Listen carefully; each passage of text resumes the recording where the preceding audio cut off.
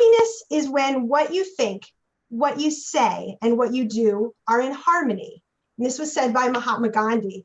And this phrase spoke to me earlier because it couldn't apply more to our friends from Shore Rivers, each of whom I think lives their lives both personally and professionally, guided by a deep and abiding love for protecting and enjoying and sharing nature.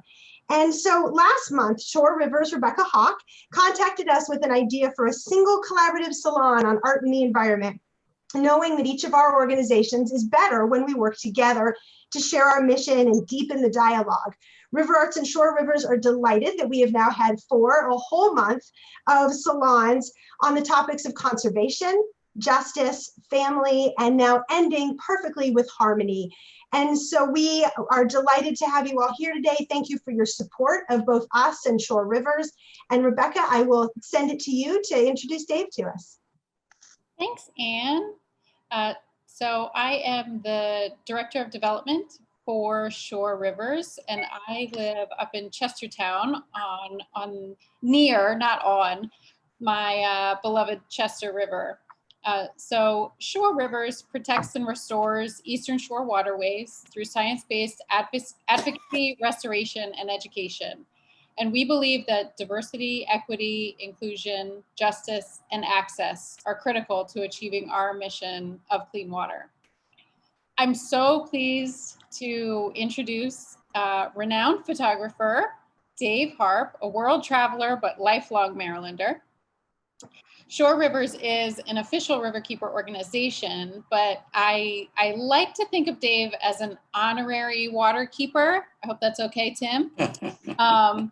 In that he captures both the gorgeous and the gritty images that make people sit up and take notice, and then ideally take action.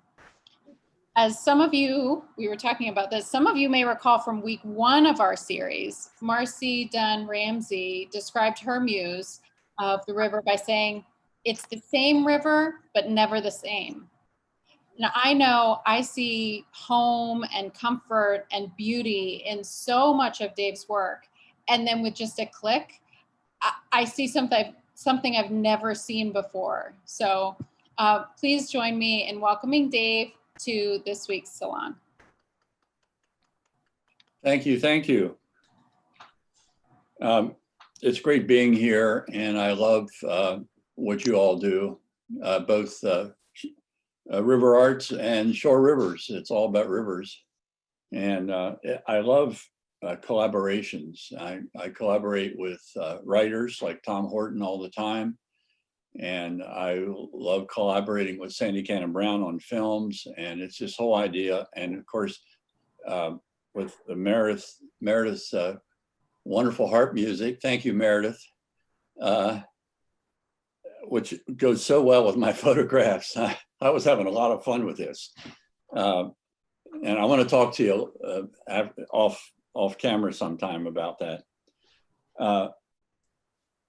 You know, I think photography, you know, it's an art of observation. It's just like almost everything we do. I mean, a poet is a keen observer, a photographer, a painter, a writer.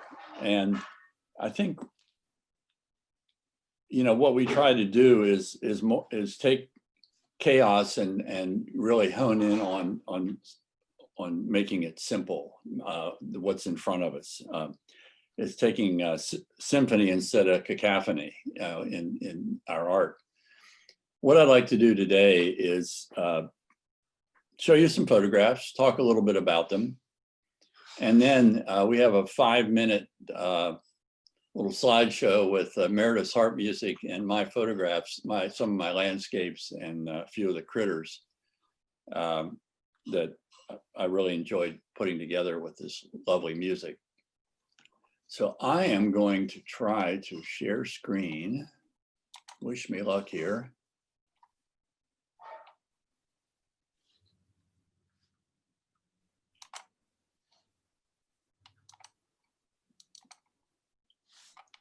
You got it.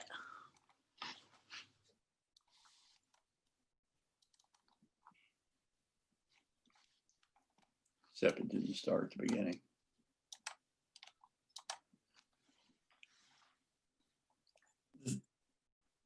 One thing I really, really like about the Chesapeake Bay, and I'm happiest when I'm out in a kayak or in some muddy marsh, is Dave, that, yeah, so we're still seeing your folder. Did you? okay, remember we had this problem before. Let Yeah. me go. You gotta, when you first click that first window, I think you want to share your whole desktop. So I need to stop share. Sorry about this, folks. No problem. So I hit share screen, right? Yep.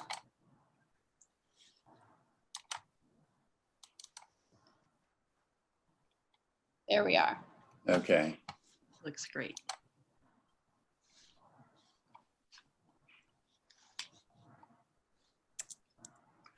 So as I was saying, it's just when we came up with the exhibit at the Maritime Museum, you know, we were looking for a title, and I said where land and water meet, because that's the essence of the Chesapeake Bay. That's where life is, along the edge.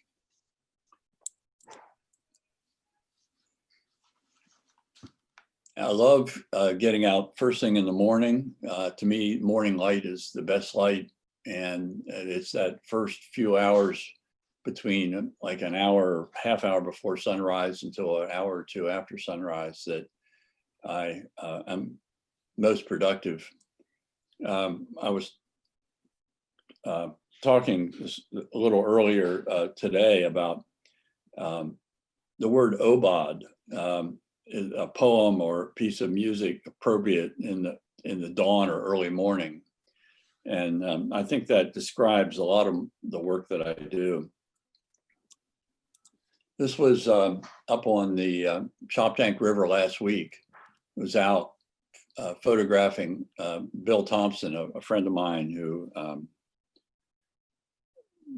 shares my passion for kayaking and just being outside. And we go out a lot in our kayaks. And this was a real foggy morning on the Choptank River, and the light was just kissing the grasses. And so you have the fog in the grass. And we had swallows. Another foggy morning. This was on Smith Island. An old workboat had been pulled up into the marsh to die, basically to rot. Can't do that anymore with plastic boats, but this was a scene that was there for a while until the high tide pushed another boat up and right on top of it and crushed it. But nobody will ever get the photograph again. This was that same morning that I just showed you the grasses. We were out looking for swallows, and we found, I don't know, between 5,000 and 10,000 swallows swirling around. And sometime I'll show you a video of what I shot. I'm working on a little 1-minute piece. It was just amazing to see these birds in synchronicity, just flying around in the fog and swirling around us as we were in our boats. It was an experience that you can't show, and you had to be there. But they very kindly made a little Christmas tree for me before I left later in the morning.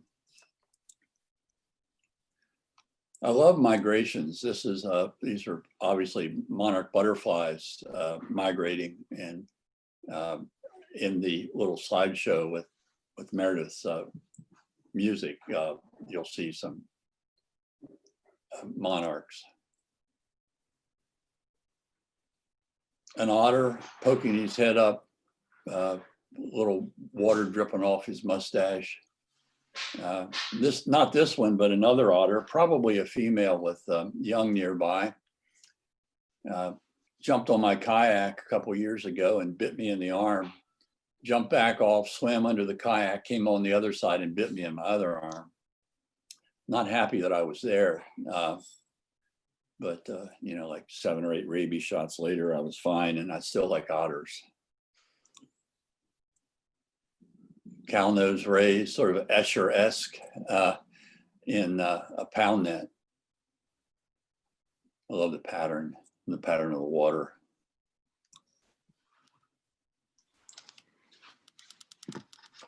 the Great Blue Heron condominium on Bloodsworth Island.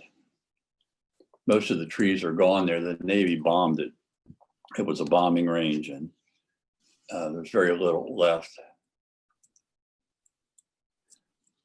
My work, I guess you could break it down to people, critters, and landscapes. It's being somewhat simplistic, but this is Dwight Marshall down on Smith Island. And in the show, there's a triptych, and I don't, somewhere in here, there's a photograph of his son.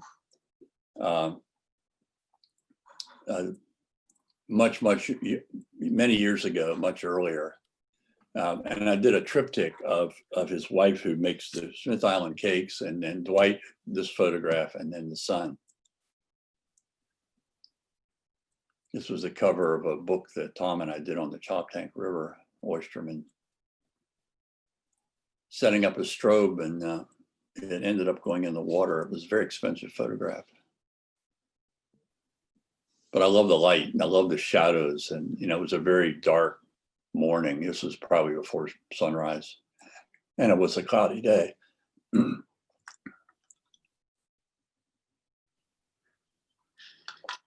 Edward Harrison, Smith Islander, sorting soft crabs. He was quite an interesting man. A lot of these are old Kodachromes that I scanned when I made prints for the show. This is I.T. Todd, who was one of the last people born on Holland's Island in around 1918. Had a seafood packing. He's no longer with us. Oh, there's Jamie. This was the son I was telling you about. Dad, this was many years ago. This was probably in the 90s. He'd been yanked out of bed. He was probably about 16 years old, maybe younger. And on a summer morning to go out crabbing with Dad, and he wasn't sure this is what he wanted to do. And I call this the thinker. With apologies to Rodin, but it's him thinking about his future. And he ended up not being a waterman. He ended up going in the Marines and then the state police. Now he has back to the water, basically. Now he has a place in Crisfield. Crabber on Choptank River. You see the theme, the early morning. A lot of this is early morning. So I got out of college in the 60s and worked at Hagerstown Morning Herald as a photojournalist for a while. And this was 1976. I basically went to Tillman and to Cambridge and knocked on boats and asked if I could go out sailing with them. And I took these photographs in 1976, just a few months before Barbara and I were married, and put them away for 40 some years and just got them back out. Oops, sorry about that. Got them back out and scanned them and looked at them again for the first time in about 40 years when we were putting this show together. And it's just, this was 2 weeks, over a period of 2 weeks mostly on the Choptank River, sailing with these guys. And it was just such a joy, to being a young photographer and meeting these folks, working with them, seeing how they dredged under sail. And what I didn't realize is that I was at the end of an era, that the sail era was over just less than 10 years later.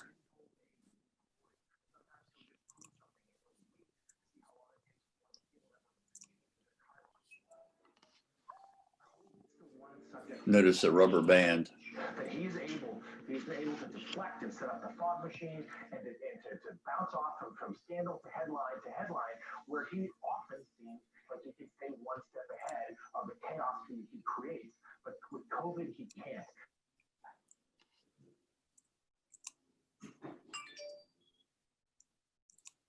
Anyway, these are being, in the show, these are projected on a scrim that is sort of translucent. You can see it from both sides. And we have all these color photographs surrounding it. So it's pretty neat to have these black and whites in the middle of the room. Then I went to color in the 80s and pretty much abandoned black and white. I was working mostly in doing magazine work and a few other little projects, but mostly working for national magazines like Smithsonian and Audubon. And this is crab dredging. This was a day, a boat out of Crisfield actually went down. It was a very rough day, and 3 people died.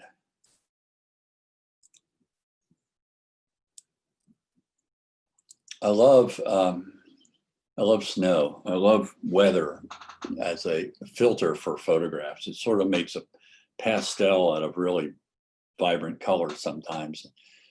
And the red net and the tail of the fish and these 2 guys. This was shot from a kayak on the bow of Tom Horton's kayak. This is another triptych. These are the ladies that were picking crabs at Clayton's, and the lady on the left is no longer doing it. It's now all Hispanic women. So that was Nicey Jones there. This is Charlotte Jones, no relation, but they were picking crabs. They were the last local people to pick crabs. And now it's mostly Hispanic women. This lady, Magdalena Mata, I think she's picked like 30 pounds in a day. She's just amazing.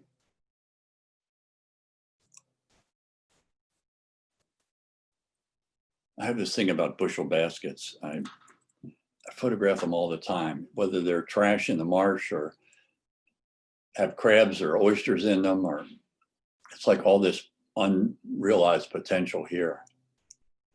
This is on the dock at Clayton's. This was in the spring on Smith Island when they were getting ready for the crab season, and they had all their, they call them corks, out ready to be painted. They'll all be painted the same color to mark a certain waterman's pots. I just like all the little lines and colors. And David Laird, another one of these instances where I set up a light because it was a very dark and moody day, and I wanted to do a portrait of him. He's been on that boat, using that boat for over 70 years.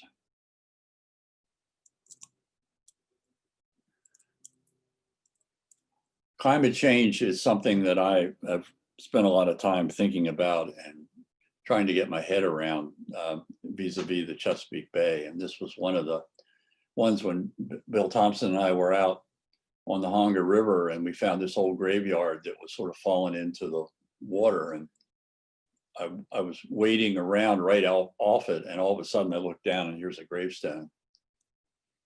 Benjamin Johnson, and his wife's gravestone was sliding down the embankment. It's sort of sad that these stones, that they're just going to be gone, and these people will be gone. Their memory will be gone.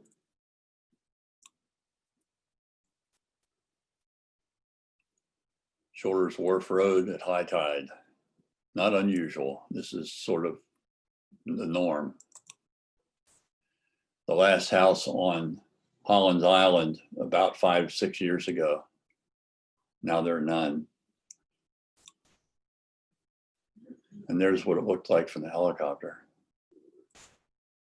This was an island that had a vibrant community of a lot of boats, and had a bank. It had a Red Man's Hall. It had a couple churches.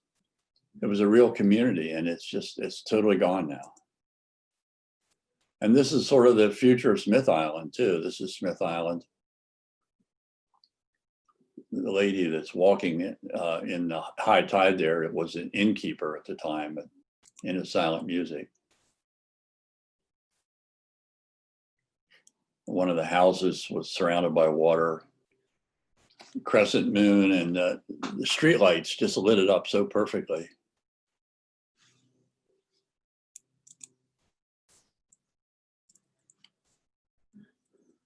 These are shad at a hatchery. This was for the Bay Journal where I work now. It's about half time. But these are, I love there's 2 eyes and a tail basically.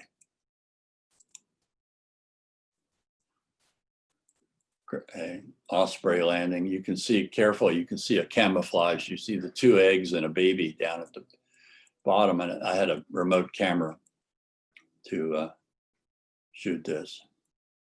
I could feel the wind from her wings. I was laying down in the marsh right next to the nest, and she came down and checked me out a couple times before she landed. And then I had a little bell pull, little remote.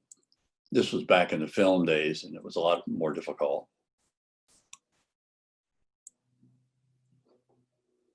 Brown pelican baby, probably just out of the egg. I would imagine this animal is about 4 to 6 hours old.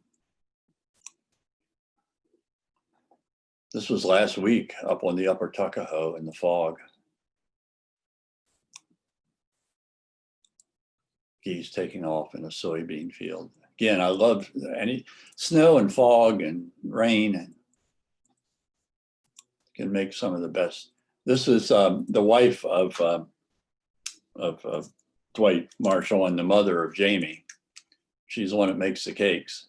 She probably wouldn't like this photograph, but if you look at the background, all the stuff that she uses to make her cakes, and this is her work. This is a documentary shot. It's, you know, it's not a beauty shot. She's a lovely, lovely person.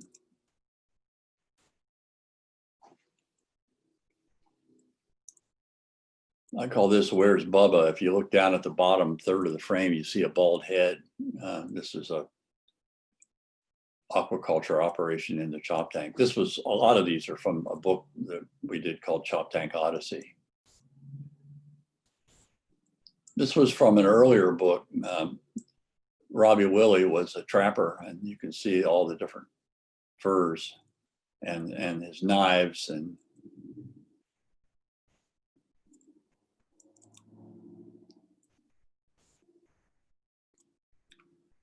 I guess my favorite, if I had a favorite bird, it'd be a tundra swan. They come down in November and they leave in March, and I appreciate them because they're not here all the time. And they collect light beautifully. This, you know, this is the light of a sunset, so they're sort of pink. So this is what this is. Before we go to our little collaboration with Meredith Davies Hadaway, this is what the show looks like. This is just a part of it, but you get the sense it's all been spread apart. Oops. COVID was one of the reasons, but I think just from the design, it was a beautifully designed show. So before we start our conversation, I would like to, let me see here.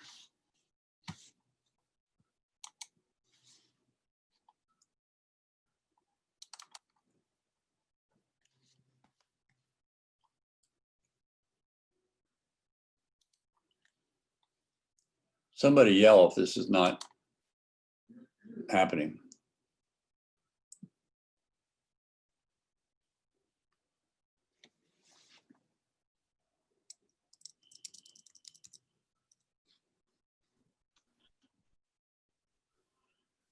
You may need to go back into screen sharing. Thank you.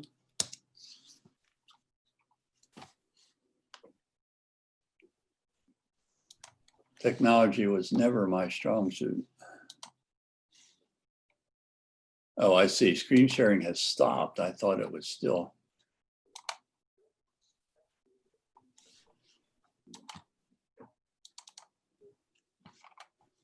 Now do you see it? You see my,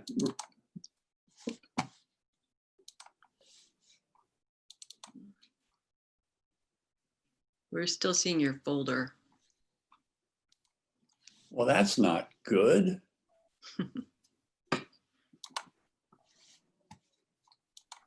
Okay, so screen share. And then share your desktop and make sure that that checkbox is checked, the computer audio checkbox. Thank you, I just did that.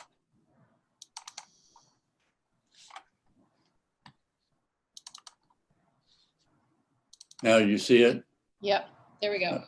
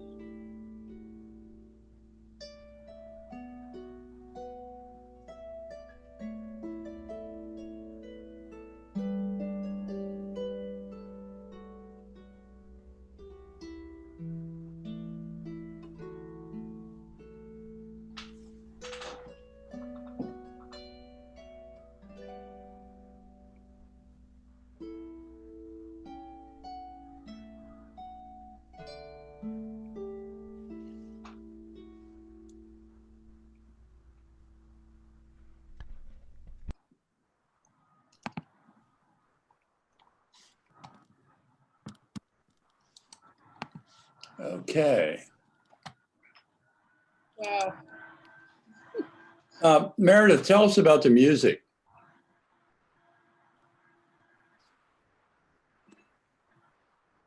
Okay, can you hear me now? Yeah. Yeah. Actually, that music was recorded as part of my certification as a therapeutic musician. So it's designed to slow your heart rate. And I felt like it should have a warning label, do not listen while driving. So I think, that's, if it seems a little soporific and, very mellow, that's why I was actually certified to play through a national program of musicians who play in hospice and in ICUs and places like that to reduce anxiety and in some cases reduce pain. So it wasn't really for this purpose, but when Rebecca reached out to me, I think she was imagining live music and how cool it would be to have a harp, right there with David Harp. But because I'm not really a techie, the experience that I've had with trying to use Zoom, which has a delay, to play an instrument with enormous number of overtones, it winds up sounding like it's being performed, underwater, which might be appropriate, but so we had to sort of, just scrounge around and see what we could find. And I sent Rebecca that demo, and luckily I think it worked out pretty well. Oh, I think it worked out wonderfully. I thank you for it. And I agree with you. It's really difficult doing the live performance and trying to sync photographs with it. We talked about that early on, Rebecca and I said, we probably should just do it, a canned version of it. And I have this software called Photo Magico that is really fast and easy to put words and or sounds and photographs together. Well, the photographs are just beautiful, really. Thank you. Gorgeous, gorgeous. I'm sort of a druid, and I go out every year on the winter solstice. And there was a photograph in the little slideshow of graves and stars and dead trees with nests and all. And that was on the winter solstice on Holland's Island, where we go every year and camp overnight. But the last photograph in there was of sunrise on winter solstice 8 years ago. And it was the day my granddaughter was born. So I made a print of it, and it's hanging in her. She'll be 8 on December 21st. It's a very meaningful picture for me, certainly. And I hope for her, someday at least she'll understand it. Dave, your photos really are just exquisite, and the pairing with Meredith's music, I mean, honestly, both of you, that was so delightful. And Meredith, I'm glad you said that about the music, because I found my response was, we started watching the slideshow. First, my mouth sort of fell open just at the gorgeous photos. And then I thought, wow, this is the first time this week my blood pressure has kind of come down a little bit. And I thought, oh my gosh, this is exactly what I needed today. So the combination of the two of you and the music and the imagery was just stunning. Thank you. I had the same reaction when I was putting it together, and this lovely, serene music. I can see, Meredith, why it would be very beneficial to somebody in hospice or in a hospital situation or in a stressful situation. Honestly, I would love it if we could just have that every day. If you guys mind. Yeah. I think that would be really good for my health. Okay, I have about 1 million photographs of the bay, but I don't. Is it Dave, the first time that the two of you have collaborated? I'm sorry? Is this the first time that the two of you have collaborated? Yes. Well, Might brilliant. not be the last, though. I mean, That's when I right. heard the water is wide, I thought they must do this all the time.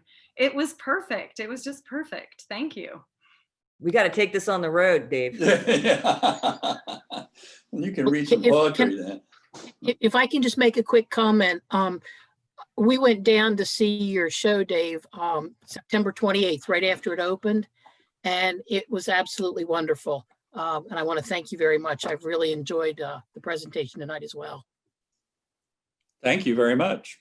Dave, I have a question for you. Hi, I'm Denise, and your work is absolutely beautiful. I read a little bit about your work and how you get up. You like to be out there at the crack of dawn.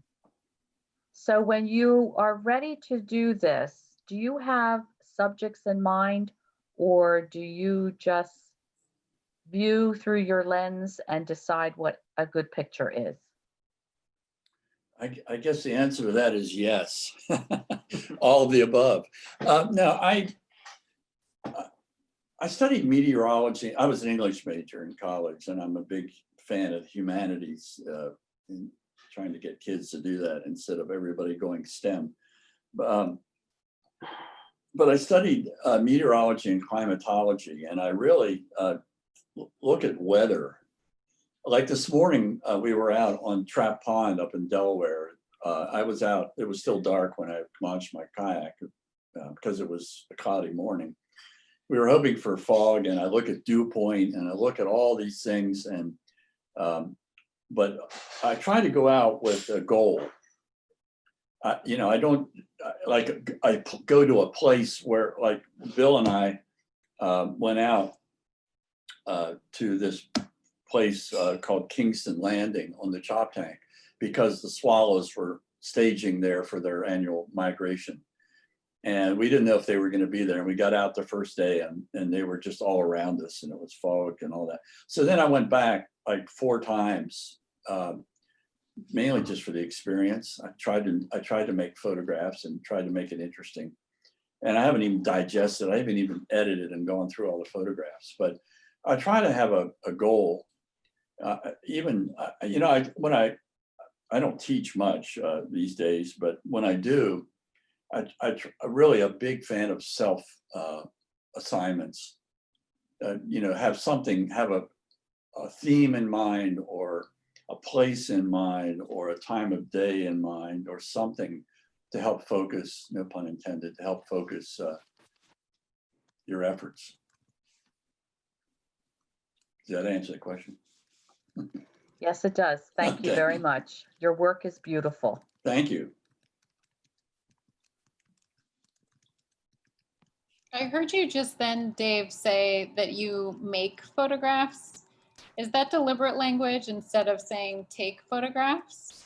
Yes.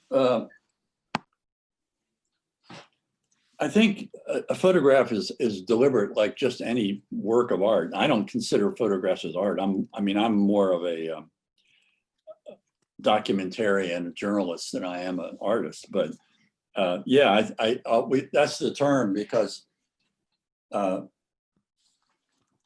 use words when I describe this idea of observation, and it starts with look, and then see, and then observe, and then discriminate.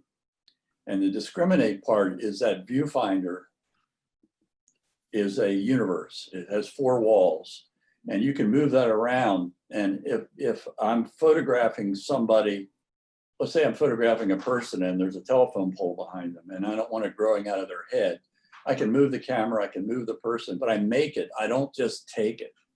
So I think it's a deliberative process to pre-visualize what you want, and then, you know, sometimes you get lucky. You know, sometimes it works out the way you had planned, sometimes it doesn't. And I've been out so many days where I just come back with nothing, but you keep going out.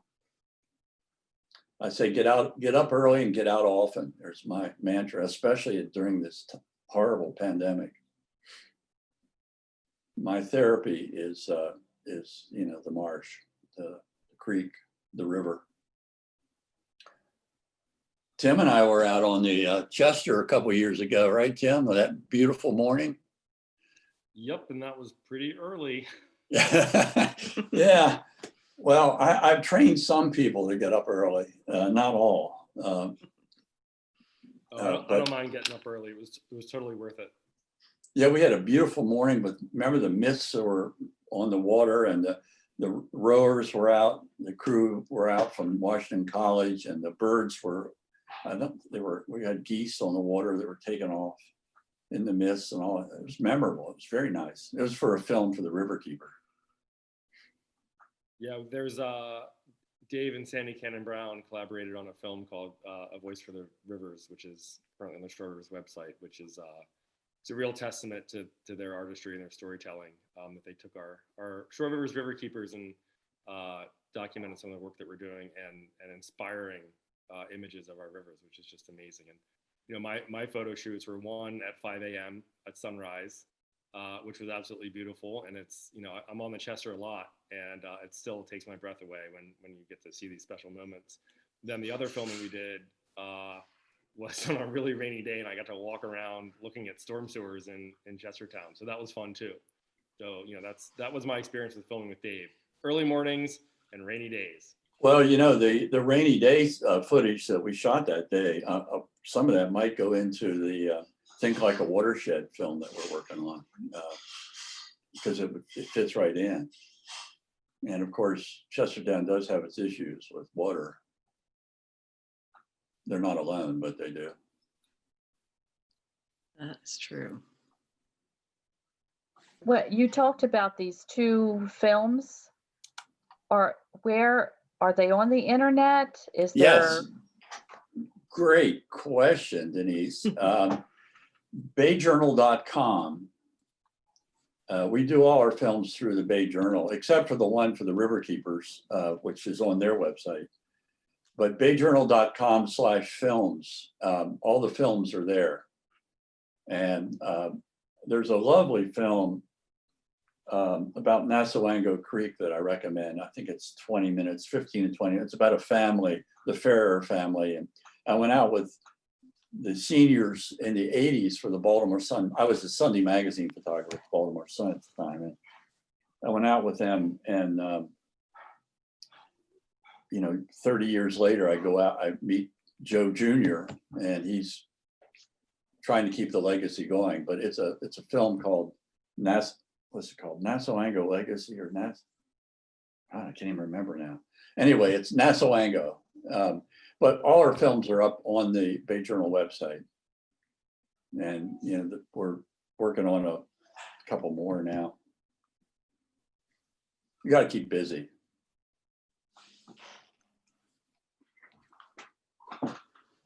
I don't think you have any problem with that. No. I've got between still photographs and shooting video now.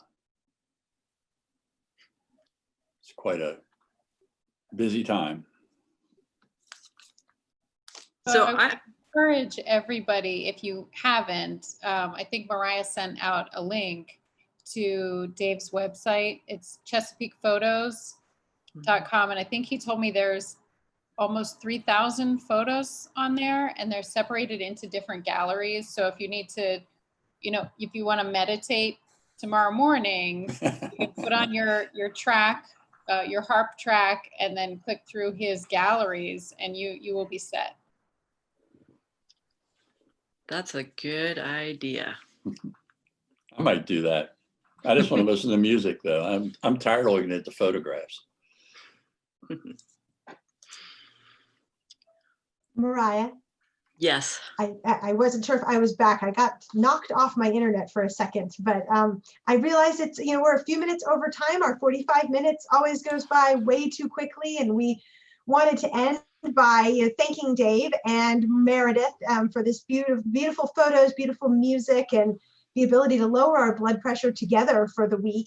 And then we wanted to talk about kind of what next. You know, we started by saying that we really had envisioned one conversation about art and the environment. And thanks to Shore Rivers, we've put together this whole month of October to do this. And each week they've been great to provide us with a different action. So I wanted to remind everybody what every week's actions are, and then give you kind of sort of the final art and environment action for this week.